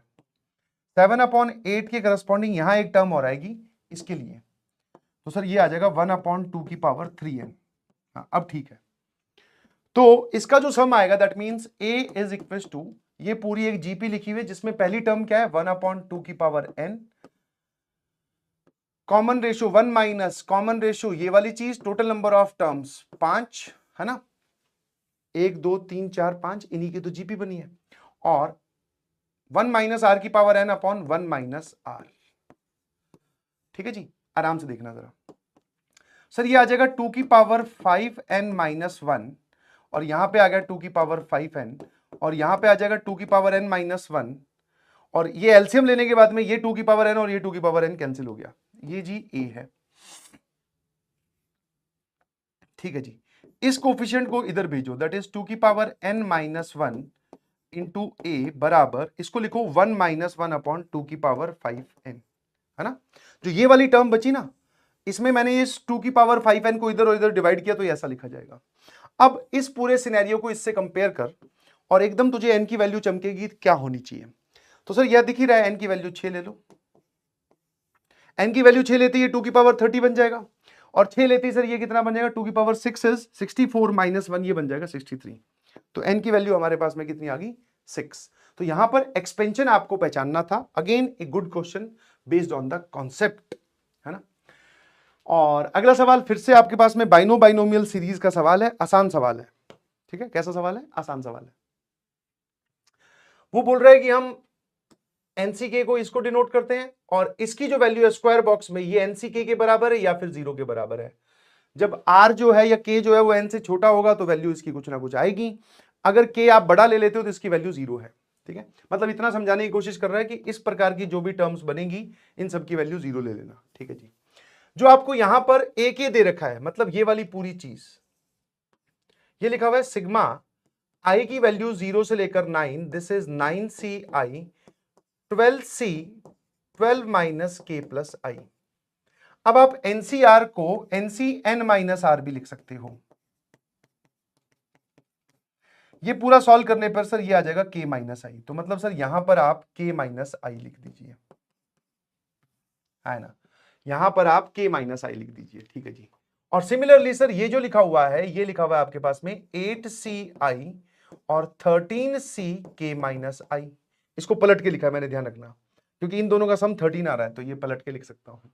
अब ये एक बाइनोमियल सीरीज बन रही है सीधी सीधी, इसमें आई की वैल्यू 0 से लेकर 8 है और ये दोनों एक साथ जोड़ दिए। अब जब मैं इसमें 0 पुट करूंगा तो ये आ जाएगा सर 9c 0 12c के, मैं ए के निकाल रहा हूं, ठीक है। फिर आ जाएगा सर 9c 1 12c के माइनस 1 और ऐसे चलता जाएगा। Last term is 9c 9 12c के माइनस 9। अब सर 9c 0 से लेकर 9c 9 तक पहुंच के सारी टर्म्स हैं, मतलब सारी टर्म्स है, इसके अलावा ना अगली टर्म पॉसिबल है ना इससे पिछली टर्म पॉसिबल है। और बाइनोमियल सीरीज बन रही है जिसमें अपर सफिक्स का सम हमेशा कांस्टेंट आ रहा है, ठीक है। दैट इज 21 19 सॉरी 12 और 9 21, और लोअर सफिक्स का सम भी कांस्टेंट आ रहा है, दैट इज के। सर ये तो ये हो गया। सिमिलरली इस केस में भी 0 से लेकर 8 तक जाओगे तो अपर सफिक्स का सम कितना आ गया सर हमारे पास में 13 और 8 21, और यहां पर जो सम आएगा सर वो भी आपके पास में कितना आ रहा है, दैट इज दिस। तो सर ये वाली वैल्यू भी यही आएगी सेम तरीके से। अब A4 माइनस A3, तो A की वैल्यू आई कितनी है सर, बेसिकली A के आपके पास में आ गया, दैट इज 2 टाइम्स 21c के। A4 का मतलब हो गया 2 इंटू 21c4 माइनस A3 का मतलब हो गया दैट इज 2 इंटू 21c3, है ना।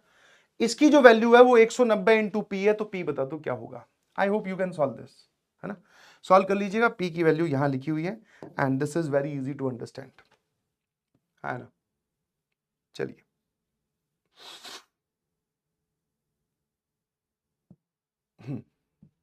अगला सवाल। ये सवाल भी आपको खुद ही सॉल्व करना है, बस थोड़ा कैलकुलेशन बेस्ड है ना। The coefficient of middle term of this this and this are respectively forms the first 3 terms of AP. अच्छा, इसमें मिडिल टर्म का कॉन्सेप्ट लगा है।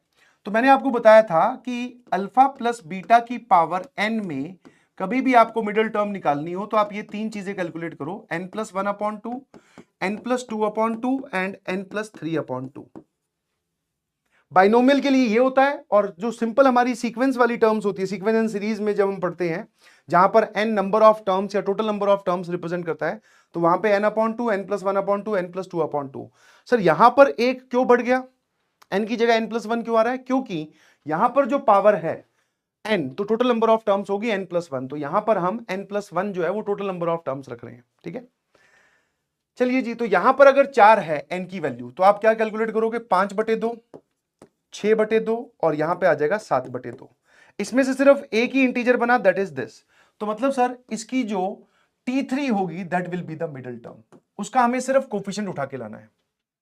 अगर वैसे ही आप यहां से n की वैल्यू 2 लोगे तो 2 पर ये क्या बनेगा, 3/2, 4/2 और ये बनेगा 5/2। इनमें से एक ही इंटीजर बना, और जो इंटीजर बना वही हमें मिडिल टर्म का नंबर बता रहा है, इसकी T2।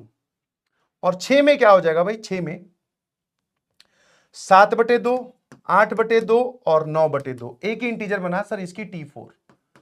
चलिए जी, अब आप मुझे इनके कोफिशिएंट्स बता दीजिए फटाफट। ठीक है, जो इंटीजर बने और जितने इंटीजर बने, 2 इंटीजर बन रहे हैं तो 2 मिडिल टर्म्स होंगी, एक इंटीजर बने तो वो जो इंटीजर बना वो मिडिल टर्म का नंबर है और एक ही मिडिल टर्म होगी। अब मैं अगर इसके T3 की बात करूं तो T3 is nothing but T2 + 1, मतलब R की वैल्यू 2 होगी, दैट इज 4C2 1/√6 की पावर, यहां पर आ जाएगा जी 2, और बीटा इंटू x की पावर 2। ठीक लिखा है ना। अगर मैं इसमें T2 की बात करता हूं, second term that is T2, ये क्या हो जाएगा सर, मतलब 2C1, R की वैल्यू 1 है, फर्स्ट प्लेस वाले वेरिएबल की पावर 1 माइनस 3 बीटा x की पावर 1, ये इसकी T2 होगी। और इसकी अगर मैं T4 की बात करूं तो सर इसकी T4 क्या हो जाएगी, R की वैल्यू 3 हो जाएगी, 63 1 की power 3 minus beta upon 2 x की पावर 3। अब उसने बोला है the coefficients of the middle term, इस पे ध्यान दीजिएगा, सिर्फ कोफिशिएंट्स की बात कर रहा है। बाइनोमियल कोफिशिएंट बोलता तो मैं 4C2 2C1 और 63 को उठा लाता, तो ऑब्वियसली सर वो तो कांस्टेंट ही है। कोफिशिएंट बोला है तो इसका अगर मैं कोफिशिएंट आपसे पूछूं तो यहां पर आप बोलोगे इसका कोफिशिएंट आ रहा है सर 4C2, वेरिएबल को छोड़कर बाकी सारा बताओ 1/6 और बीटा का स्क्वायर। इसमें कोफिशिएंट क्या आ रहा है जरा देखना सर, दिस इज 2C1 और -3 बीटा।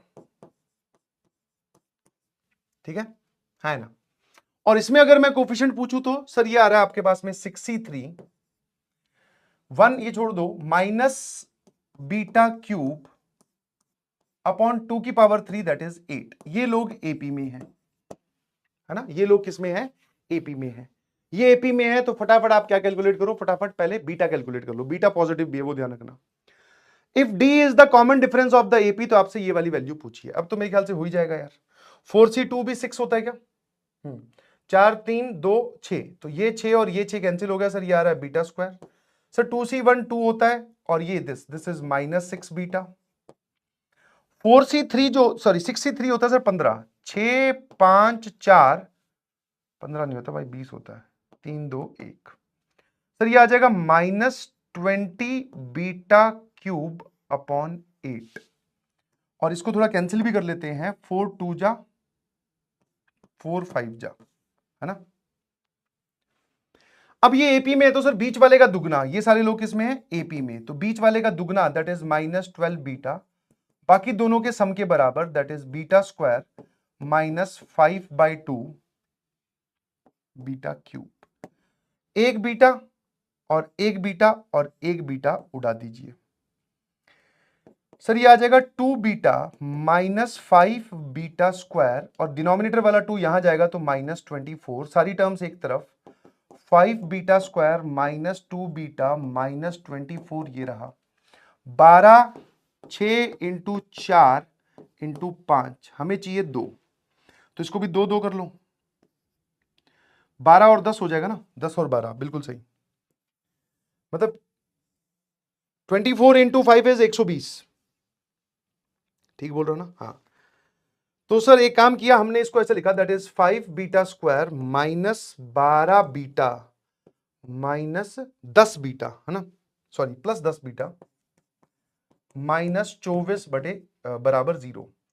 तो इसमें से सर बीटा कॉमन आ गया, तो 5 बीटा -12, और इसमें से आपके पास में 2 कॉमन आ गया तो 5 बीटा -12। यहां से बीटा की वैल्यू 2 आ गई बेटा, एक आ गई 12/5 और एक आ गई -2। This is rejected because beta positive बोला है।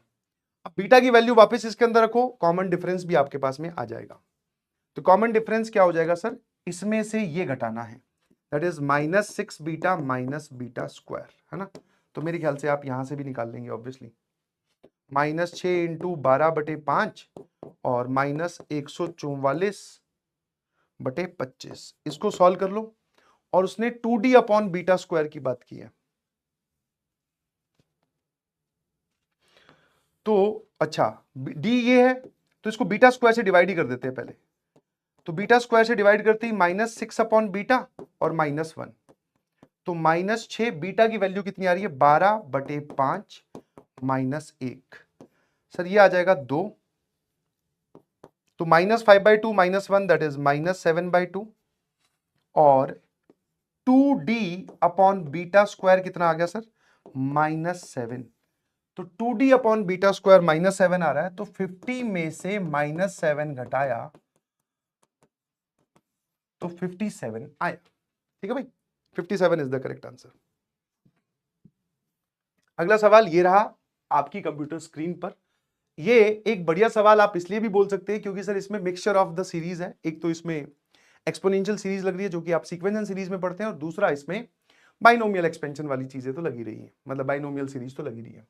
1c0 इंटू 1c1, सर सारे बाइनोमियल कोफिशिएंट्स का सम लिखा हुआ है 2 की पावर 1। 2c0 2c1 2c2, सारे बाइनोमियल कोफिशिएंट्स का सम लिखा हुआ है 2 square. 3c0 3c1 3c2 3c3, 2 की पावर 3।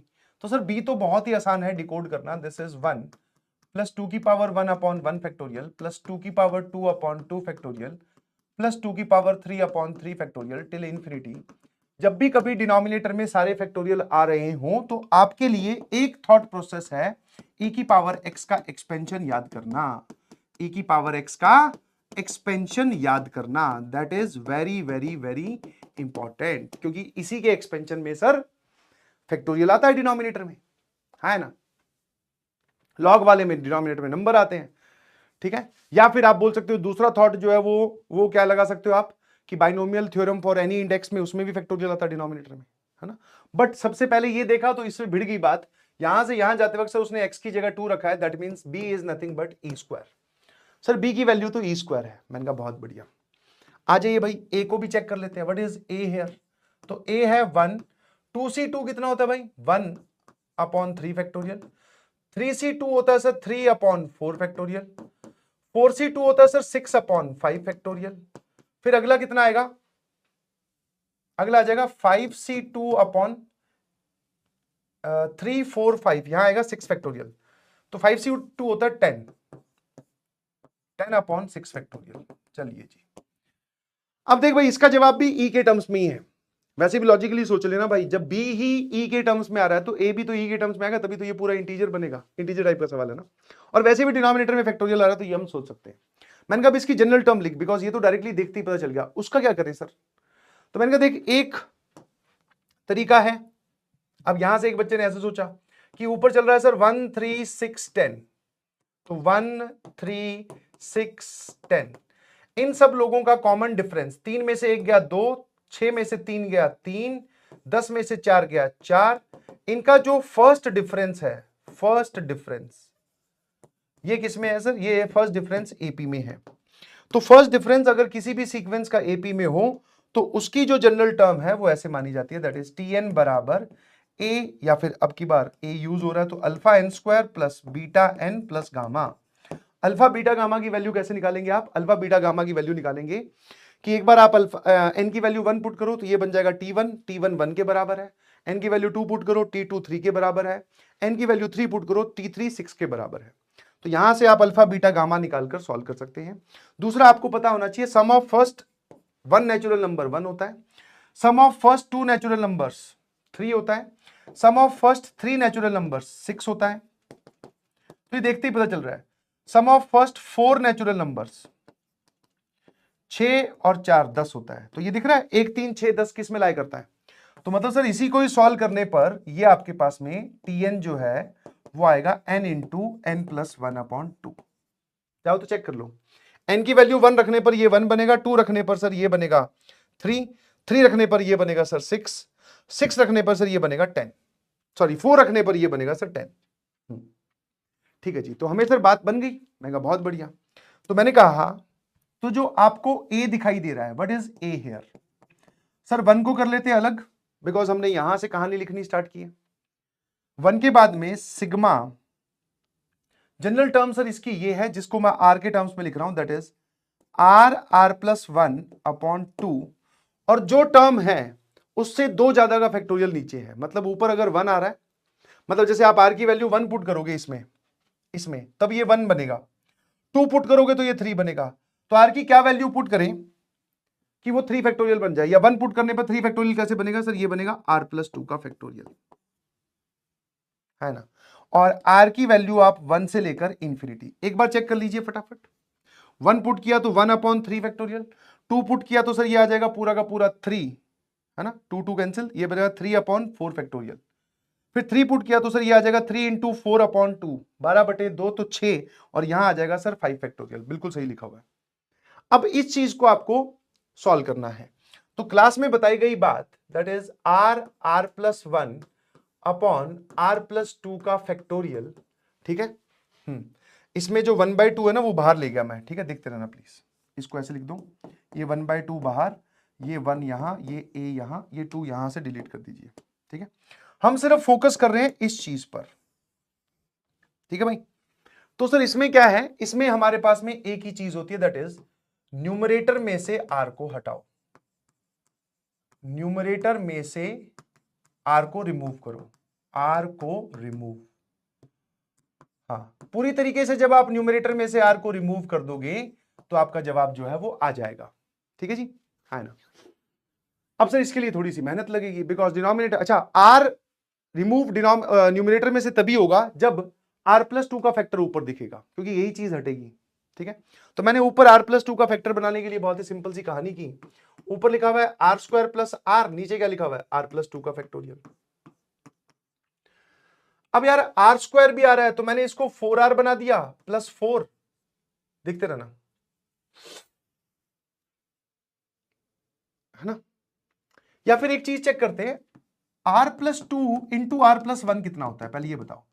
सर ये होता है r² + 2r+2, sorry r² + 2r + r+2, मतलब ये होता है r² + 3r+2। तो मैंने कहा ये बनाओ, इससे फायदा होगा क्योंकि कटाकट दोनों कट जाएंगे। तो ये जो ऊपर r² + r लिखा हुआ था ना, देखते रहना सर, ये जो न्यूमरेटर में r² + r लिखा हुआ था उसको मैंने ऐसे लिख दिया, r² + 3r+2, और सर आपने फिर एक r इसमें बढ़ा दिया, इनफैक्ट इसमें आपने 2r बढ़ा दिए, तो यहां पे आपको 2r और एक +2 घटाना पड़ेगा, क्या है ना, ठीक लिखा हुआ है, जरा देखना, क्योंकि 3r - 2r तो r बचेगा और 2 में से 2 गया, बिल्कुल सही। चलिए, ऐसा करने से फायदा क्या हुआ सर, ऊपर वाले को आपने लिखा r+2 × r+1, कौन से वाली टर्म, ये वाली टर्म, तो ये, इसके नीचे ये r+2 फैक्टोरियल आपने अलग कर दिया, दैट इज r+2 फैक्टोरियल को आप लिख सकते हो r+2 × r+1 × r फैक्टोरियल। अब समझ में आया मैंने r+2 × r+1 क्यों बनाया, ताकि अब देखो r वाली टर्म गायब होगी, माइनस के बाद में, है ना, 2 × ये कितना बन रहा है सर, 2 × r+1 बन रहा है, अपॉन यहां बन रहा है सर r+2 का फैक्टोरियल। अब आपने बोला था जो ये नंबर होता है यही न्यूमरेटर में बनना चाहिए, तो मैंने क्या किया, इसको लिखा r+2 और -1, है ना, कोई दिक्कत, कोई दिक्कत नहीं है सर। तो सर ये कैंसिल होने के बाद में ये आ जाएगा 1/r का फैक्टोरियल, माइनस जब ये इससे मल्टीप्लाई हुआ 2r+2 divided by r+2 × r+1 का फैक्टोरियल, और माइनस के बाद में जब ये इससे मल्टीप्लाई होगा तो दिस इज +2/r+2 का फैक्टोरियल, है ना। सर ये और ये भी गया, मैंने कहा बहुत बढ़िया, दैट मीन्स ये पूरा बन गया हमारे पास में 1/r फैक्टोरियल -2/r+1 का फैक्टोरियल और +2/r+2 का फैक्टोरियल भी। अब ये था सर सिग्मा के आगे लिखी हुई चीज, सिग्मा की लिमिट कहां से कहां तक जा रही है भाई, 1 से इंफिनिटी। तो मैंने इस पूरे पर सिग्मा लगाना स्टार्ट किया, सिग्मा r की वैल्यू 1 से लेकर इंफिनिटी, इस पर भी मैंने सिग्मा लगाना स्टार्ट किया, लिमिट r की वैल्यू 1 से लेकर इंफिनिटी, और इस पर भी मैंने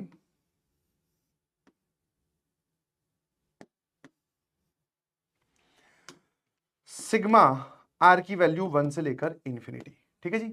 अब ध्यान से देखोगे तो सर ये क्या लिखा हुआ है, सर ये लिखा हुआ है 1/1 factorial plus 1/2 factorial till infinity तक। ये वैल्यू e नहीं होती, 1/0 फैक्टोरियल से कहानी स्टार्ट होनी चाहिए थी, ये है e-1।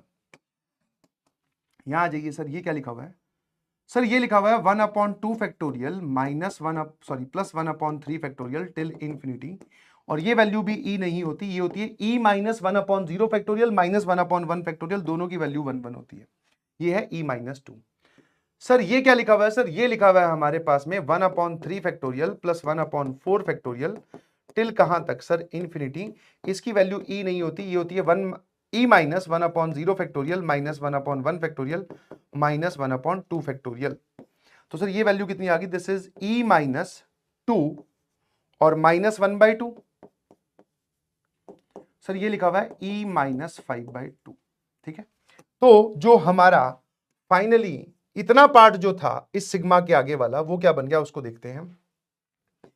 e माइनस 1, उसके बाद में माइनस 2 के बाद में सर ये वाली वैल्यू e माइनस 2 और यहां पर 2 के बाद में सर e माइनस 5/2। चलिए जी एक बार देखिए क्या बन जाएगा, e minus 1 minus 2e plus 4 plus 2e minus 5, ये और ये गया सर, ये लिखा हुआ है 3 प्लस का 3 माइनस 5, तो सर ये लिखा हुआ है e माइनस 2। ठीक है भाई, तो a बराबर 1 प्लस 1/2 इंटू e माइनस 2, तो सर ये आ जाएगा e/2 माइनस 1 और प्लस 1 कैंसिल हो गया तो ये आ जाएगा e/2। एक ही वैल्यू आ रही है सर e/2। तो वो बोल रहा है 2 इंटू b e/2 का square that is e square upon 4। Sir पूरा का पूरा कैंसिल करने के बाद में e स्क्वायर से e स्क्वायर काटने के बाद में हमारा आंसर 8 आ गया। जो आपके पास में ये a लिखा हुआ है ना, ये वाला, इसको आप एक तरीके से और भी सोच सकते हो, ये किसी चीज का कोफिशिएंट है। ठीक है, हाँ है ना, कि ये जो e वाली जो टर्म्स होती है ना, मतलब एक्सपेंशन होता है e वाला, उसमें x की जगह e की पावर x की जगह x प्लस 1 रख देना और फिर वो देखना कि वो किसी का कोफिशिएंट पूछा हुआ है, वहां से भी जवाब सेम आता है। ठीक है जी, चलिए आज के लिए इतना बहुत है। करीबन करीबन हमने 10 12 15 सवाल कर लिए हैं। इसके बाद में अब डू इट बाय योरसेल्फ है, खुद सॉल्व करने हैं जी ये सारे सवाल। डिब्बी 1 से लेकर मैंने आपको सवाल दिए हैं डिब्बी नंबर 16 तक। ठीक है, हाँ ना, सारी वैरायटी कवर करते हुए रिमाइंडर वाले भी हैं, सब है इसमें, आंसर भी मेंशन्ड है। और बाइनोमियल थ्योरम पिछले कुछ सालों से आप बोल सकते हो कि one of the prominent chapters बन गया है, मतलब सवाल पूछे जाने वाली कैटेगरी में इसकी रैंकिंग ऊपर हो गई है। शॉर्ट टॉपिक्स है जहां पे आप ध्यान दे सकते हो, दैट इज रिमाइंडर निकालने वाले सवाल, बाइनोमियल कोफिशिएंट वाली प्रॉपर्टीज, और एक जनरल टर्म पे सवाल बहुत पूछते हैं, मिडिल टर्म होगी, इसका कोफिशिएंट ये है, इसका कोफिशिएंट ये वाला, और एक इररेशनल टर्म्स या rational number of terms calculate करने वाला सवाल। ठीक है जी, चलिए बहुत बहुत धन्यवाद, फिर आपसे मुलाकात होगी एक और धमाकेदार लेक्चर के साथ। Thank you so much.